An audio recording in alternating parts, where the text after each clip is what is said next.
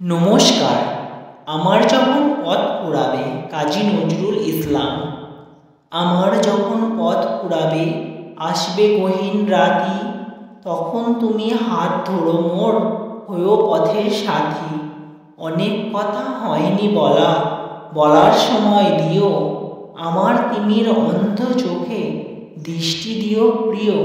বিরাজ করো বুকে আমার, আসরখানি পাতি, সারা জীবন কাটল আমার বিরহে। বধূ পিপাসিত কণ্ঠে এসে দিও মিলন মধু। তুমি যেথায় থাকো প্রিয়, সেথায় যেন যাই খোদা। সখা বলে রেখো আমায়, দিদার যেন পাই সেথা। সারা জনম দুঃখ পেলাম, যেন এবার সুখে মাতি।